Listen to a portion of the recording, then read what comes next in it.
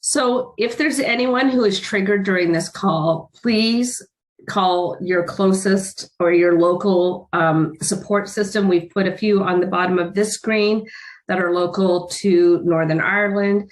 But if you're watching this from the States or from another area, please reach out for support if you feel that you're have anything come up for you during this presentation. All right, so a couple friendly reminders. Turn off your camera and microphone. Feel free to type your questions in the chat box. We will be answering questions at the end. And there's also, if you have any questions during it or need something, there is someone monitoring, Neve is monitoring our chat box, so she'll keep an eye on that if there's any questions. And hopefully I see someone else has left and come back in. Hopefully it is sounding clearer for you now. Okay, what are we going to talk about? So what is trauma? Breaking down all the types of trauma, because there are several different categories of trauma that many people might not know or understand. We're going to get into the physical effects of trauma, and we have our special guest, Anne-Marie McCarthy Brophy, and we'll talk more about her and invite her in to share her experiences and her training and what she's learned about how trauma shows up in the body, and then how to break down activations and flashbacks. And again, we'll have about 10 minutes at the end, so it's 50 minutes. We're hoping we're timed pretty well at 50 minutes, and then we've left 10 minutes at the end for any questions. And we would very much welcome questions and conversation. Okay, I'm Holly Peralt, the founder and CEO of Recenter. We just kicked off in November, and Anne-Marie has been working with us. We're delighted, and it is definitely our pleasure to have her involved in working with Recenter with our programs, as well as tonight for this program. So what is trauma? As I mentioned, this is the Recenter definition. When we started, we went out, we've been in university, we've been involved in trauma programs, and again, you can find lots of definitions, but this one for us felt what we believe is trauma. So it experiences that cause intense physical and psychological stress reactions. And again, it can be from one event, it can be over a long period of time, and it can even be events that you witness, which we'll talk about in a few minutes.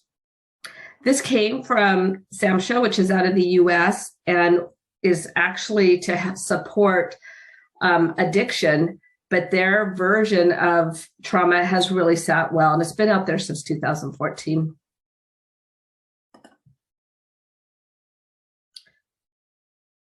Okay, the slides are taking a little bit.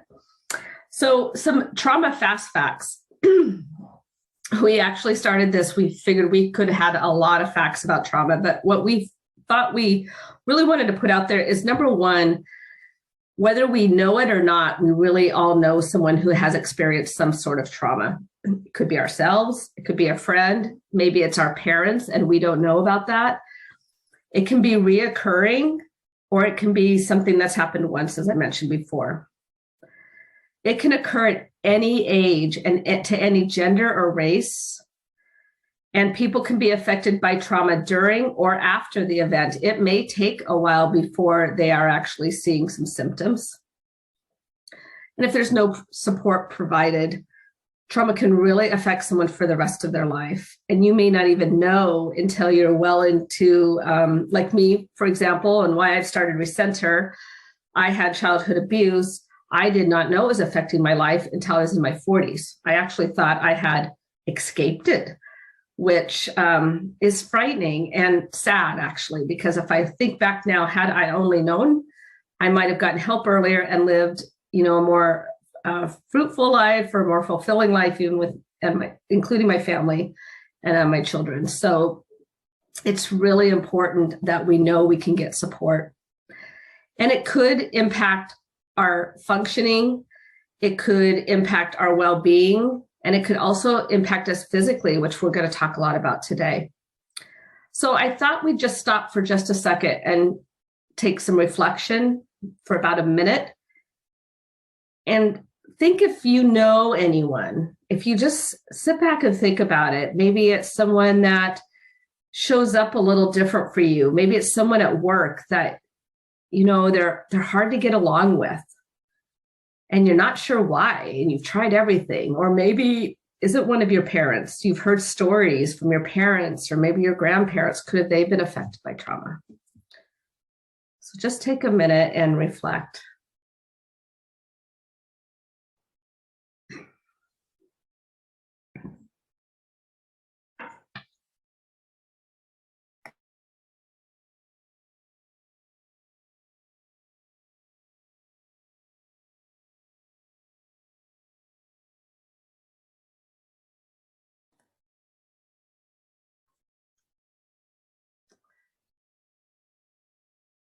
Okay.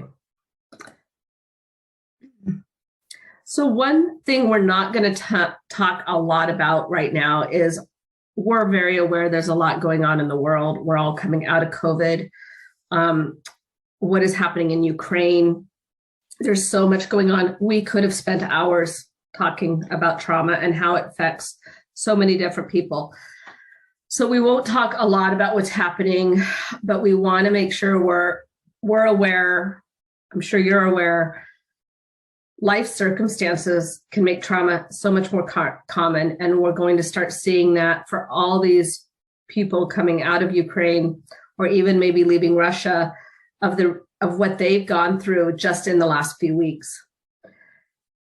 Also, those with disabilities, those in the LGBTQI community, often they're seeing a level of trauma that we may not know or understand unless we're coming from that community. What we're doing at Recenter is we want to take the time and work with the teams and the groups. We really want to try to learn how trauma is affecting everybody across the board. So you won't hear us talk about it a lot tonight, but please realize that if you're working with different groups, it's possible they're facing a lot of different things that you may not even understand, which would then have them maybe behave a certain way as well. So we're going to talk about the types of trauma. There's a lot. So what I'll do is I'm going to bring up the description or the definition of it, and then I will just give a couple examples of how that might show up. It's not important that if you go see someone, you need to tell them this is the type of trauma I have and this is when it happened. They will help you get educated on that, but it's just good to know maybe how it's laid out. So the first one is interpersonal. So interpersonal trauma is relational. And because we're humans and we're people, and all of our life we spend working with people, living with people, having loving relationships. And that's what keeps us going. We're meant to connect. So when an interpersonal trauma happens, it is so difficult because the betrayal and the lack of trust can have detrimental effects on someone for their entire life, and they may not even know it. So my type of trauma, childhood trauma, when you're abused by someone that is your carer, that loves you, that you love, that is one of the toughest betrayals because it's people you're also depending on. So at times you may hear of someone who was, had a one-time event, and maybe they aren't as affected. And then there's someone else who has, childhood trauma, but it went on for years and it was with someone close to them. That may have more effect than someone who's had a one-time really frightening effect. There is no comparison. We can't stress this enough between types of traumas. And even if you've shared a similar type of trauma, the experience between both of them, there's really no comparison. Although a lot of people may I've had an experience where someone thought their trauma was less than mine and then felt sad or bad about sharing their experience. And this is where if we can do anything with our company and our organization is to really help people understand that trauma is trauma and how it affects someone is what matters. It's not what it is or how big it was or how small it was. So environmental trauma. So this happens a lot, depends, could be where you grow up. We will see it in Northern Ireland because we've got the Troubles. It could be you grew up in a poor neighborhood and you've struggled to get out of it. Those who are refugees who are experiencing what's happening to them in war-torn areas. So environmental is what's happening around you, but you still don't have that control. Developmental.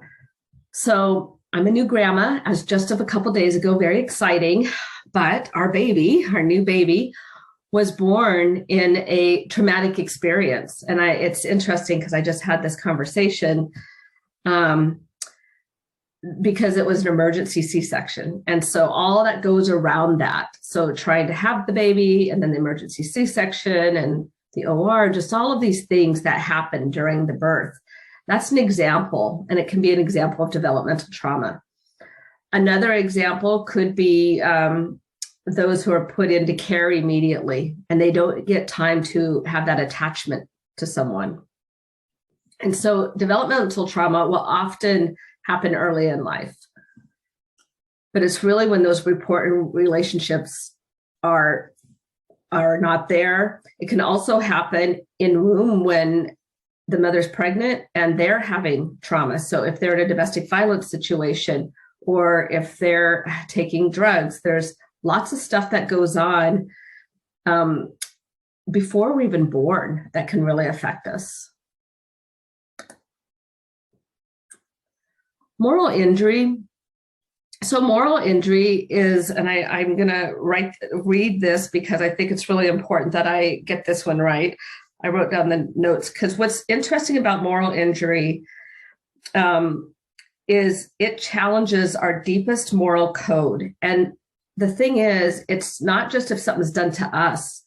You can experience moral injury if you are witnessing something being done to someone else and you can't control it, or you choose not to say something. You may feel a sense of trauma, experience trauma symptoms after that. So it could be something, again, we witnessed something done to us or something we did. So if you've done something to cause injury to someone else. So this one's a tough one because I believe that people probably, this happens to people. And sometimes an example that was given to me is at work.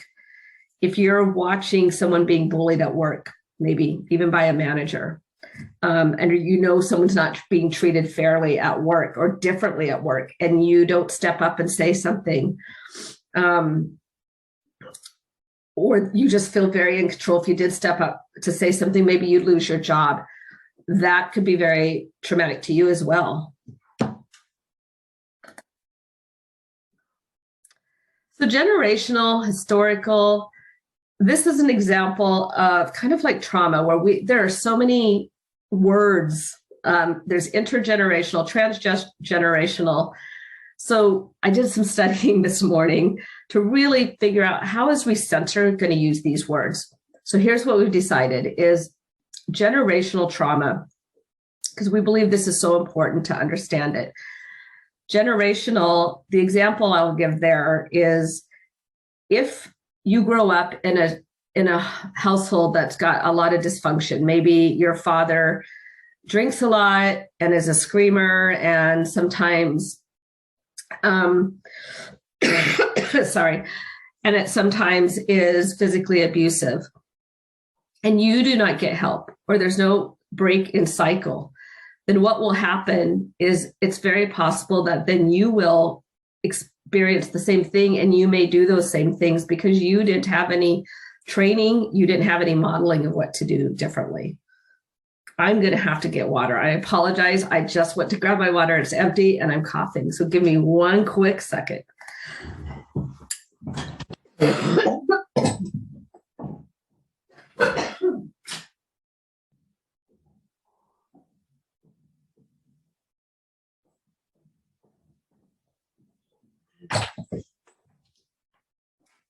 Sorry about that. One thing I didn't want to happen totally happened.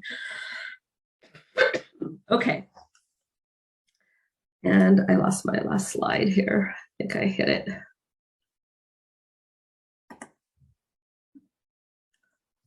Okay, let me get back to there we go. So, so generational, again, is coming from different generations, and it could be that your parent was like that with you because, again, that's how they were raised and they didn't know any different. So it's really when the cycle is never broken, and it could show up in a lot of different ways. Historical trauma, the way Recenter is going to use historical trauma, this is when there's a lot of, and there's a definition out there that it talks about groups of people. But if you think about those who, for example, in Northern Ireland, who came and raised through the Troubles, and how does that change the way somebody is,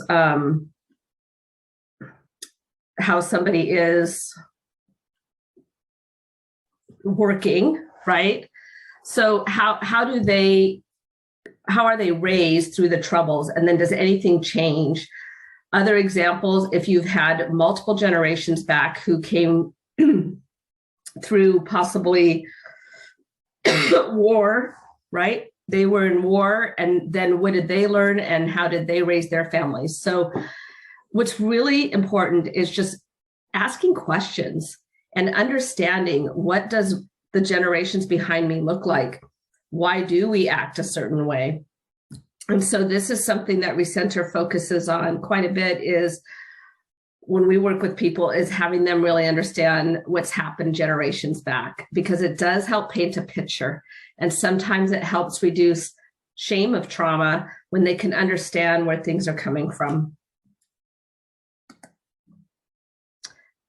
So COVID-19, it's so interesting that we're putting this in as an actual type of trauma, but this is long-term, right? So it's been going on for a long time, and there's been no break. So it's been almost 2 years, no break. And in this case, most everyone in the world is experiencing something out of COVID. Recently, there was a study here in Northern Ireland done with Queen's University where 1 in 5 are coming out of COVID with post-traumatic stress symptoms. So this is probably something we'll see forever, because again, even our children, how did our children get through it? Even, how were babies born during it? So we will see the effects of this because it's changed us. So this is one to watch, but it's definitely something we are seeing now, that people are still struggling to come out of COVID, come back to work, get back engaged, get social again. So vicarious trauma, this is another example where you go out and start reading this, and it can go on. And there's some really good, this website, the Office for Victims of Crime, it does a really nice job of explaining this. They also have a great toolkit, but just to put it in simpler terms that we're actually going to use at Recenter, the 3 things I wanted to talk about is vicarious traumatization, which is a negative reaction to trauma exposure; traumatic stress, which is the stress response to a traumatic event of which one is a victim or witnessed. Okay. And then vicarious trauma is often talked about as an occupational challenge for those who, if we talk about the healthcare during COVID, those who work at the fire department or the medical. So when you have continuous victims of trauma, that is your job. So if you think of people that work in the emergency room or in trauma wards, that is their job to see this all the time.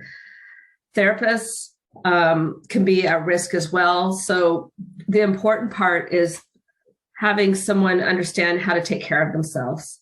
And hopefully all these roles are given the time for self-care, given the training on how to take care of themselves during this time.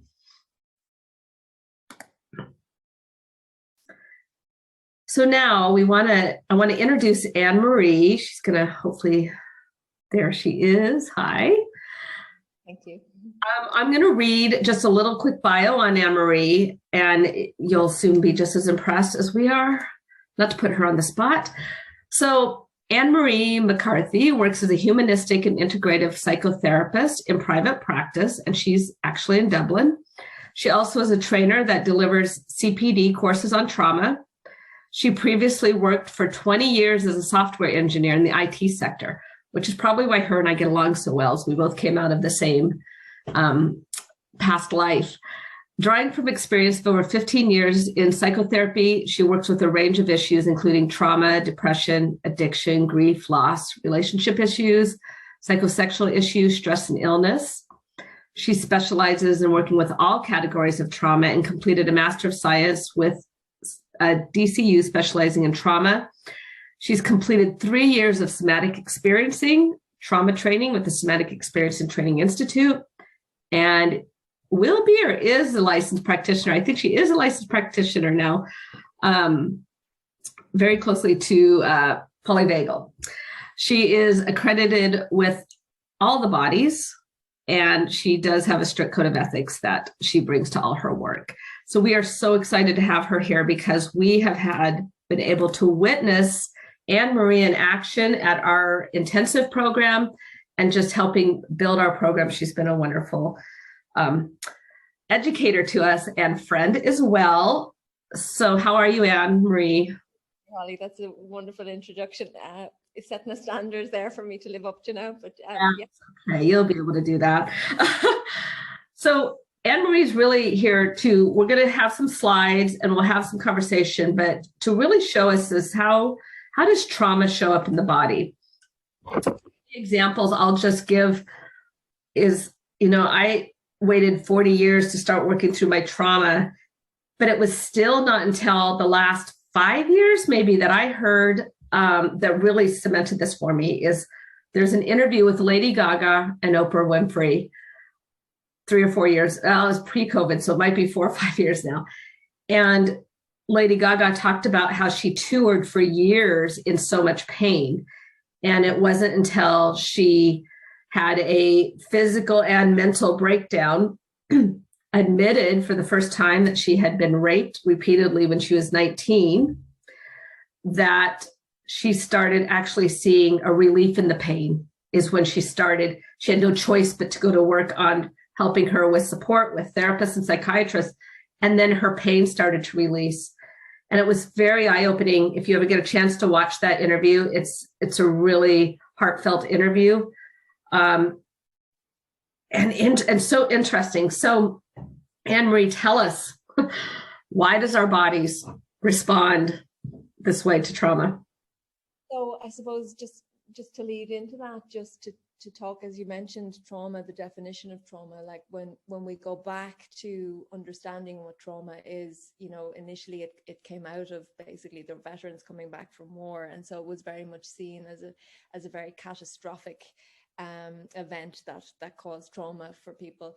But as you have said, that over the time and over the years and the development in our understanding of trauma, we've begun to realize how trauma is impacting us on our bodies, on our minds, and also what it is that is traumatic to somebody. So that, as you said, that experience of something that in some way threatens the psychological, the physical, the emotional well-being and integrity of a person can cause a trauma. And I think it's very important for us to really, really stress that around people understanding that it doesn't have to be a major catastrophic event that can cause them to hold trauma in their bodies.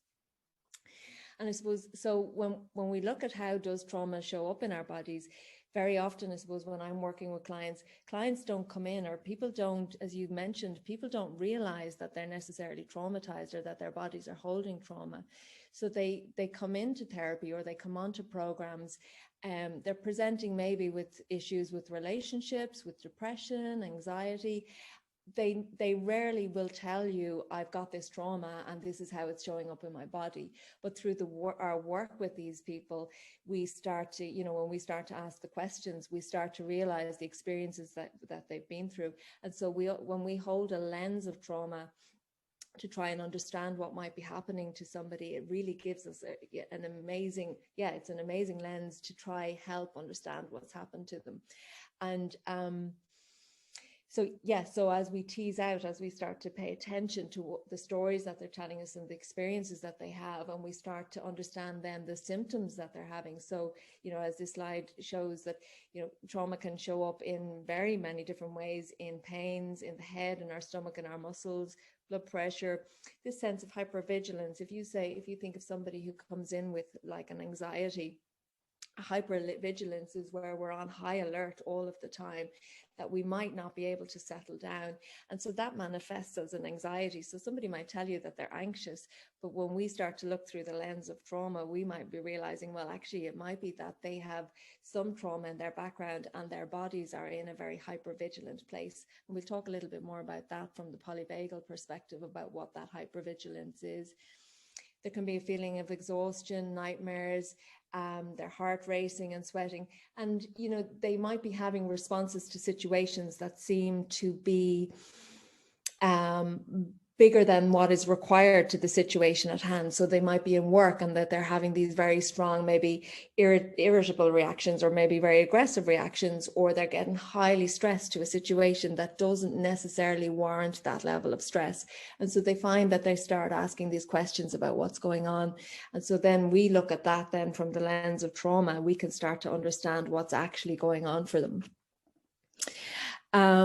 So it's staying, I suppose, with that, you know, how does trauma, like what does trauma look like in the body? It can be depression, it can be anxiety, it can be somebody showing up, as you mentioned, with addictions, because very often addiction helps us to regulate around trauma. We have all the physical symptoms, we can have the emotional symptoms, relational symptoms, and all of that's going on. So if we were to take it into, say, maybe some particular examples of how it might be in the body, I'm going to use my own example where I had a ski accident a couple of years ago. I fell and I hit my head, and I landed on my head. So there was definitely physical trauma in that the body was physically injured in both my neck and in my shoulder. But having worked through that, having worked through the, you know, having got physio and tended to the physical injury that I had, there was still a freeze and a bracing and a holding in my body. And it was only by me working through that myself, through psychotherapy, realizing that the trauma, the impact of having had such a significant fall, I was actually holding it all here in this part of my body. And it was only through unpacking that and working through that I was able to let the body release. I was able to let the body to do what it needed to do in order to release the trauma that was being stored in the body. And I'll talk a bit about that from because I obviously practice from a somatic experiencing perspective with trauma. So when you're using somatic experiencing, you're allowing the body time to release whatever it is that is caught there. You know, another example, if we were to take your beautiful daughter-in-law, or your daughter-in-law and her new baby, and the trauma that she's just very recently experienced through having a cesarean section.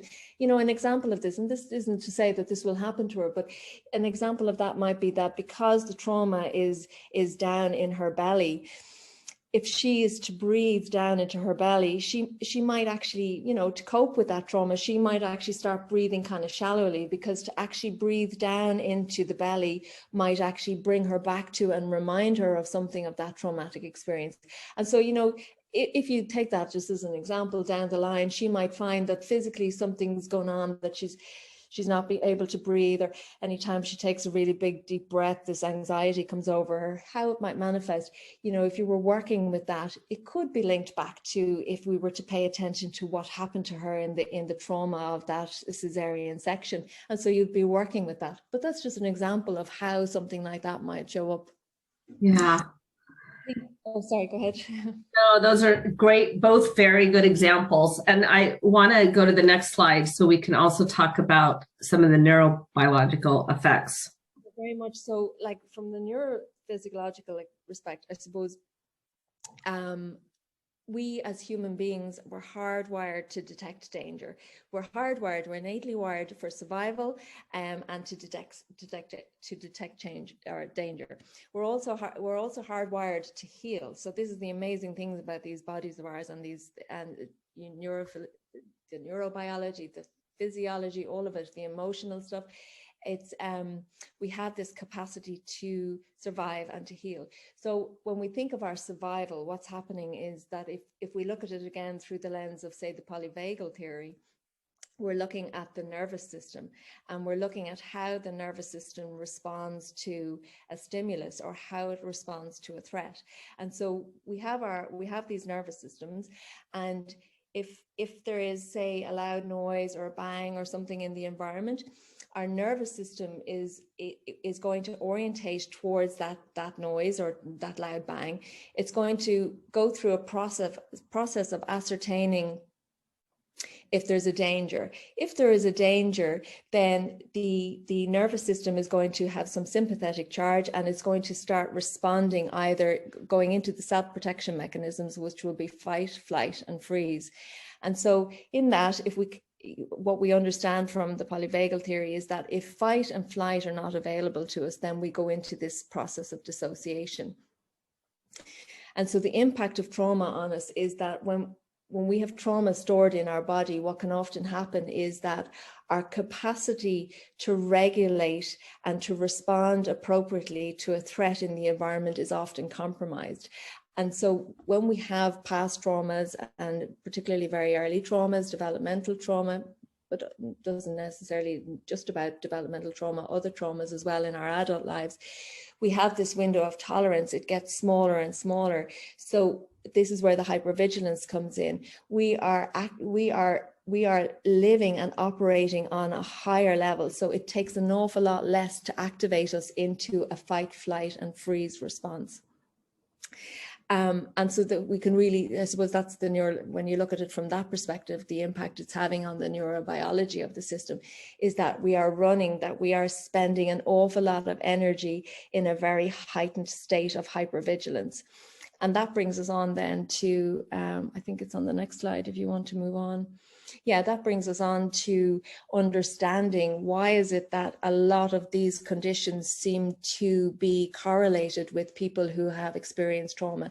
And I think it's very important to say on a slide like this, where you're naming an awful lot of conditions, is that just because you have this, it doesn't mean you had trauma. And just because you don't have one of these conditions, it doesn't mean you haven't experienced. That is very important. Thank you for saying that.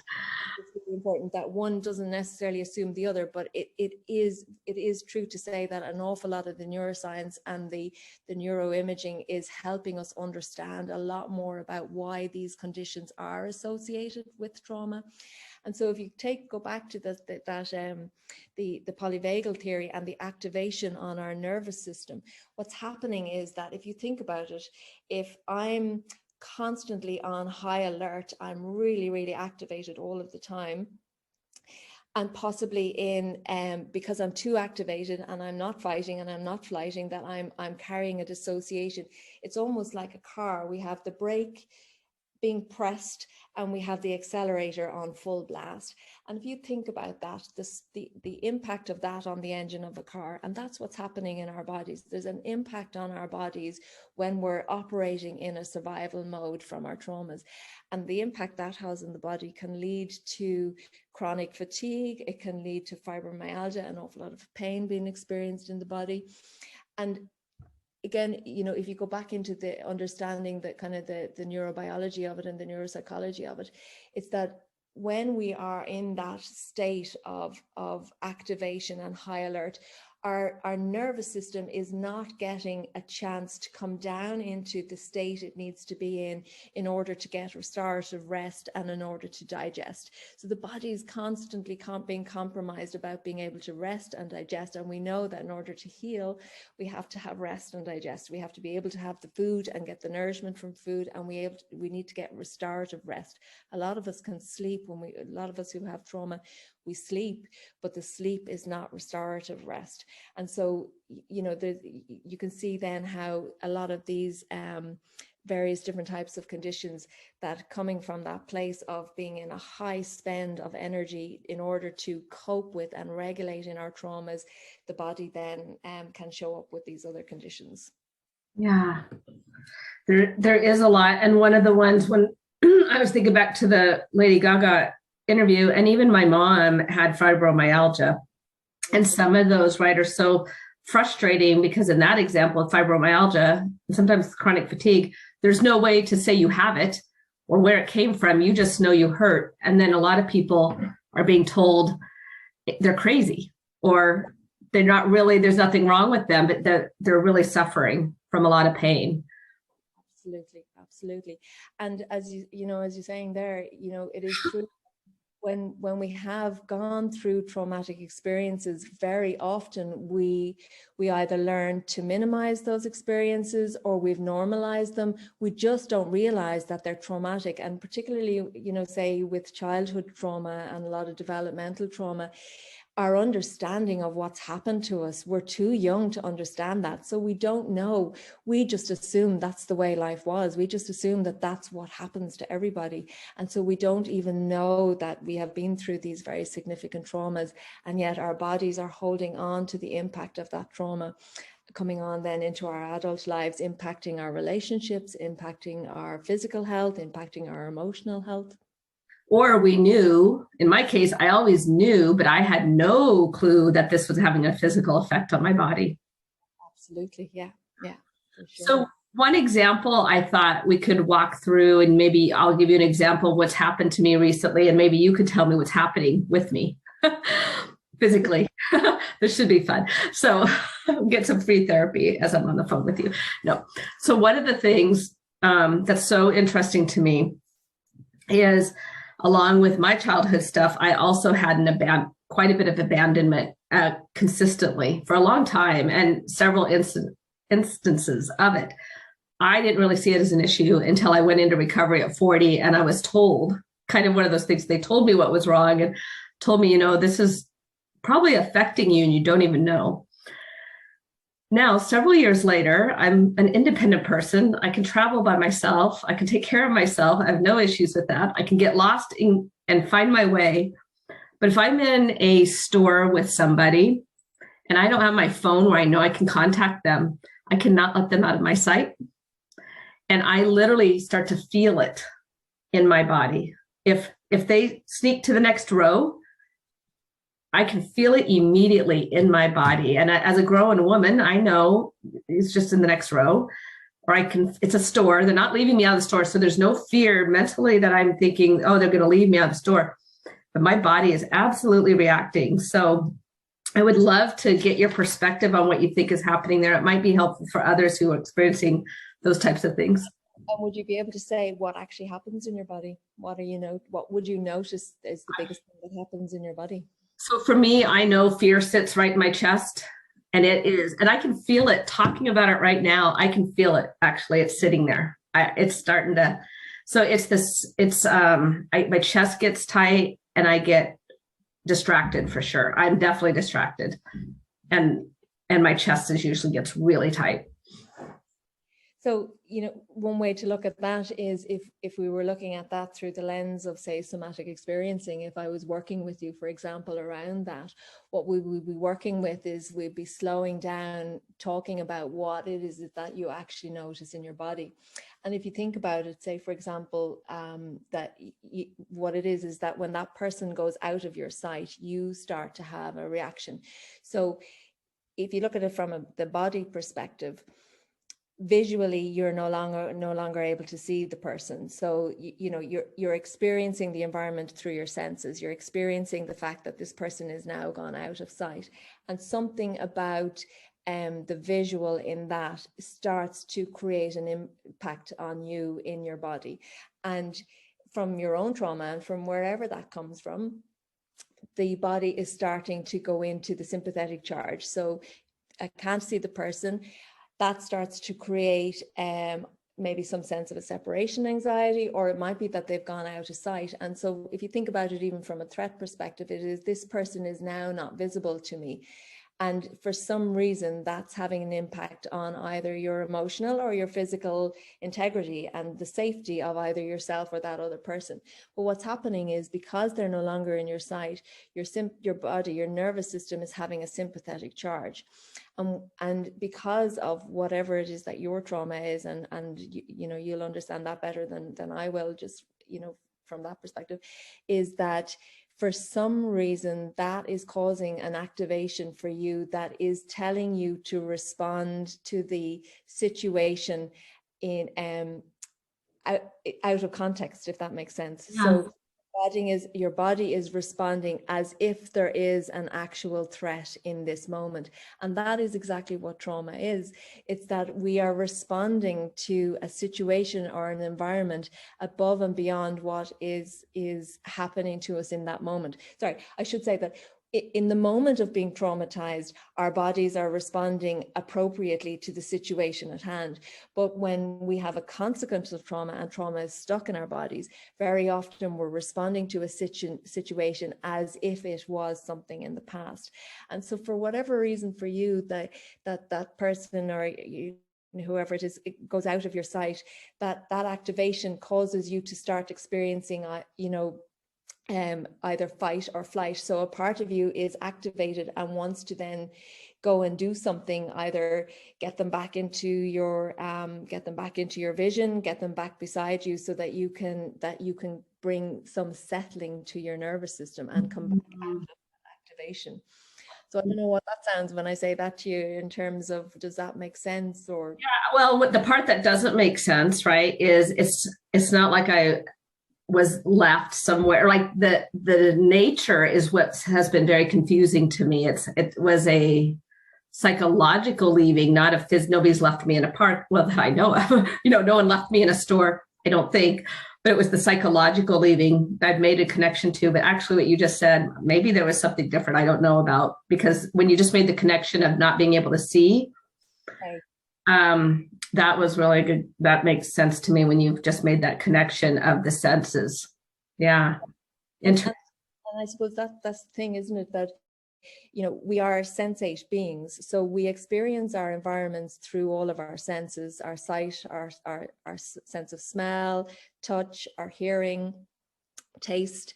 And so all of those, you know, when we're reading signals from the environment, they in turn can then create an internal experience of either a thought or maybe an image or a feeling, an effect. And so it might be, you know, for somebody, it might be simply that the experience of that internal feeling is enough for them to be triggered and activated from their trauma. And so it seems totally out of context. Why would I be responding to this situation? But it could be very, very subtly that the feeling on the inside that the person is experiencing has in somehow brought them back into connection with some aspect of their trauma. And I suppose that's why when we're working with it, we take our time to really peel back those layers to try and understand what's happening to somebody, to make sense. You know, and kind of what you're saying there, very often people don't really understand what their activations are, because it is like, well, this doesn't make sense, this situation never happened to me. But it might be something about that situation that makes you feel something, or makes you have an image of something that is associated to the trauma. And I suppose in our trauma work and in our trauma therapy, that's what we're trying to work out. That's what we're helping people to try and understand. Yeah, so that is a great lead into activation and flashback. So, and I did skip through a couple slides just because what Anne-Marie was talking about there actually makes sense, and we are going to talk about it. So do you want to just spend a little bit of time talking about the difference between activation and flashback? We're not using the word triggers. We made the conscious decision not to use the word triggers in our presentation today, because triggers are taking on all kinds of meaning outside of trauma. And so we wanted to narrow it down a little bit more. So if you could talk a little bit about, in the next 5 minutes or so, the difference between them.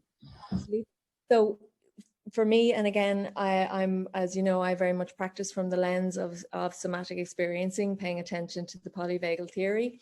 And so that, for me, activation is very much that experience of something that creates a sympathetic charge on the nervous system. So it can be anything from, we use our senses, our sight. It could be a sound. It could be a sense of a taste. It could be a noise that we hear, or it can be something on the internal as well. It can be a feeling that I experience on the internal. It can be an image that comes to my mind. It can be a memory. All of these can be activated. And what happens in an activation is that the sympathetic charge, our bodies, our nervous systems are starting to respond to the situation as if there is a danger, as if there is a reason to have, to evoke our fight, flight, and freeze responses. A flashback for me is different in that a flashback is very much a re-experiencing of some aspect of the trauma. It might only be the tiniest little piece of it, or it might be a big piece of it.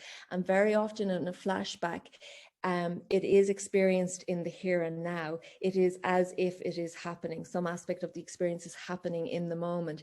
And in that instant, somebody can either be kind of dissociated in that they're totally in that moment of re-experiencing, or they might still have some sense of being present to their day-to-day lives, but just are experiencing some aspect of it. So it's not that they're totally gone. It can be a mixture of both.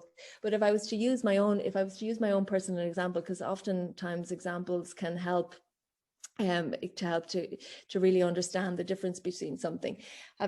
So for me, having spent a lot of time in a hospital environment in the past, very recently I had to go into the hospital, and just walking back inside those hospital doors, the smell of the hospital, you can smell the canteen when you walk in the door, and it was just that smell was enough to activate me.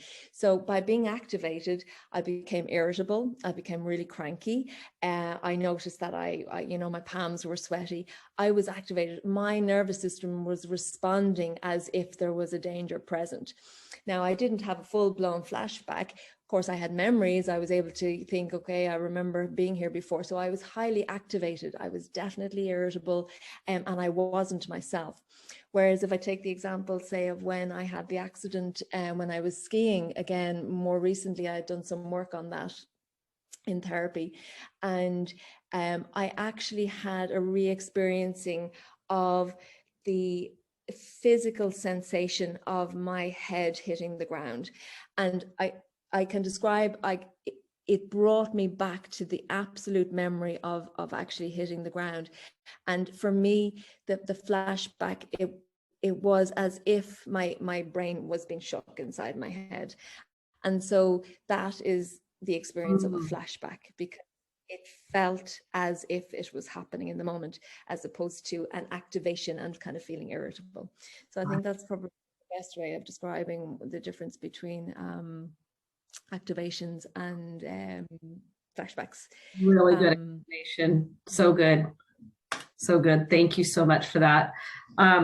So I want to just go back real quick to, I just want to check our slides that I popped right through. I think the one slide I want to go back to, give me just one second, is, and we still have, I know we'll open up for questions, but I want to ask you one last question, Anne-Marie, and this one is, and I know the answer because I've done that, most of it, clearly not all of it, as we just discussed. Can we heal our bodies? Can we heal? Absolutely. Yeah, you're asking the right question. So yeah, of course we can. Trauma recovery. I mean, for me, trauma is basically about trauma therapy and trauma programs, like the one that you're running in Recenter, is all about helping somebody come into a capacity to regulate around their trauma, so that they can be more available to respond to the present appropriately. So very often when, as I said, when we're traumatized, we respond to situations inappropriate is probably the wrong word, but we respond as if there's a danger that might not be there. And so the work of these programs is to help somebody to be able to bring regulation around back into their lives. And so, yeah, how do we heal trauma? You know, from an integrative psychotherapeutic perspective, the way that I'm working, it's about bringing regulation. An awful lot of the program that you're running as well is psychoeducation is hugely important in helping somebody heal from trauma.